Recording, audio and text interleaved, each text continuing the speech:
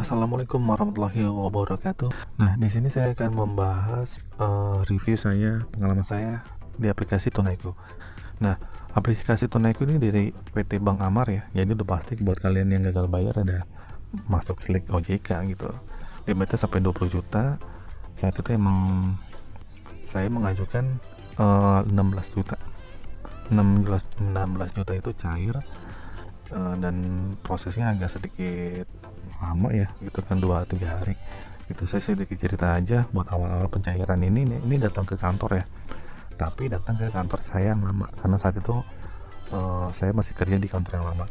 Sebelumnya saya emang sudah gagal bayar di sini hampir 8 bulan ya, di sekitar tahun lalu ya, di bulan November. Sekarang kan sudah mulai bulan Juli memasuki Agustus,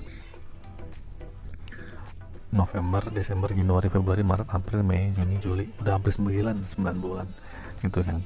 Jadi ini saya saat pengajuan, saya mengajukan di aplikasi. Setelah itu ada salesnya datang buat mungkin buat teman-teman yang pernah minjem di Tunaiku mungkin tahu prosedurnya. Tapi ini buat teman-teman yang belum pernah minjem di Tunaiku. Jadi kita mengajukan ini di aplikasi, nanti ada orang yang datang ke kita, salesnya. Orang pasti bilang kayak katanya si kurir, tapi sebenarnya bukan kurir itu, tapi itu mungkin orang lapangan ya, orang yang survei ke kita gitu, kita bagus nggak buat terima kredit ini gitu kan.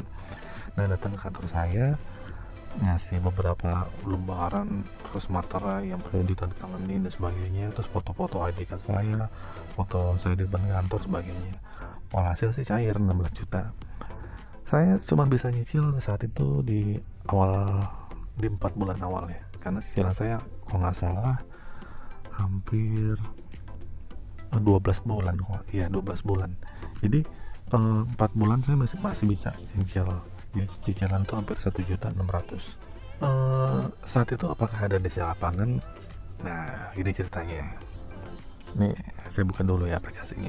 Saya pengen tahu nih aplikasinya gimana sih, apakah saya masih bisa masuk aplikasi ini. Nah, katanya sih menurut teman-teman yang pernah gagal bayar, katanya kalau orang yang pernah gagal bayar di sini selama 6 bulan atau untuk aplikasinya agak susah ya. Jadi kita harus melalui IKS-nya lagi buat diaktifkan akunnya gitu. Kalau nggak bisa ya berarti emang data saya sudah dimasukin ke slik OJK, slik BI ya, masuk BI checking lah. Karena udah 6 bulan lewat ya gitu kan. Dengan pasti udah call 5 gitu. Tapi saya nggak jadi masalah sih kalau ada uang saya bayar, terus nanti slik saya juga bersih lagi. Nah, apakah saya datang ke lapangan? Ini udah pasti. Saya datangin, saya kebetulan pindah kantor. Jadi saya nggak tahu tuh DC itu datangnya ke kantor apa enggak gitu kan. Mungkin datang ya, tapi pas ke kantor saya udah nggak ada gimana gitu. Dan kebetulan juga kantor yang lama sudah collapse ya, udah bangkrut, udah pindah juga. Jadi mungkin DC-nya datang pas aku nih kantor udah nggak ada gitu kan. Ya sudah, apakah ada yang nelpon? Balik lagi, saya tuh nggak pernah ngangkat telepon, jadi saya nggak tahu orang yang nelpon siapa, dan saya nggak pernah tahu nih yang ngangkat siapa. Mungkin kalau di WA ada, tapi di WA nya biasa aja, nggak terlalu barbar banget, nggak terlalu ngancem-ngancem, paling cuman ya sering lah 1-2 bulan saya telat di WA gitu kan, di chat. Cuman setelah itu udah nggak ada chat lagi gitu kan. Oke, kok belum dapat kode verifikasi ya, kita ulang lagi ya, siapa tahu bisa masuk. Jadi pas udah telat 2-3 bulan, ya udah gitu, saya udah nggak kerja di perusahaan yang sebelumnya, saya pindah gitu kan. Dan data saya masih data yang itu, tapi datang ke rumah nggak datang ke rumah gitu kan. Nggak ada orang yang belum datang ke rumah selama telat 9 bulan ini, belum ada yang datang ke rumah gitu ya. Jadi agak bingung juga, atau mungkin nanti setelah setahun 2 tahun, tapi kayak nggak tahu juga ya gitu kan gitu. Saya pengen masuk ke aplikasi ini, saya pengen tahu siapa tagihan saya sudah berapa dan berapa. Katanya sih bunganya mau telat sehari 2 hari 1 bulan ya 150 gitu. Berarti kan sudah telat hampir 9 bulan ya, kalian aja lah, 150 kali 9 tuh berapa bunganya gitu. Jadi buat teman-teman yang pernah gagal bayar itu naik atau sedang ya, DC-nya pasti datang sih, entah datang itu ke rumah atau datangnya ke kantor. Tapi ini mungkin bisa jadi datang ke kantor gitu. Apakah nelpon ke kantor yang sekarang? Enggak sih gitu kan, karena saya juga nggak ngupdate data juga di sini gitu ya, buat apa gitu. Awal-awalnya sih saya bingung juga ya, gagal bayar di sini. Cuman udahlah santai aja lah, karena juga akhirnya saya banyak lihat-lihat informasi kalau gagal bayar itu ya nggak boleh gali lubang tutup lubang, dan saya agak santai lah menghadapi ini gitu. Ya kok belum masuk lagi ya, kita coba lagi ya kan. Oh iya udah, emang bener kalau memang udah nggak bisa masuk, kayaknya emang saya harus lapor ke CS buat minta ini buat masuk atau gimana lah gitu kan. Saya sih orang yang termasuk yang biasa aja ya, ada chatting yang mengancam atau gimana saya diemin aja, karena akan mengganggu pikiran gitu kan. Nelpon saya angkat buat apa gitu, karena itu kita mau adu debat sama di chatting gitu, atau ngangkat telepon, buang-buang waktu aja gitu. Ya kita salah, kita punya utang, ya mereka ya taunya kita kapan bayar, ya kita kan nggak bisa janjiin, dan kita emang nggak ada duit, nggak bisa maksa gitu kan. Ya udah, emang kalau nggak ada ya mau diapain lagi kan gitu.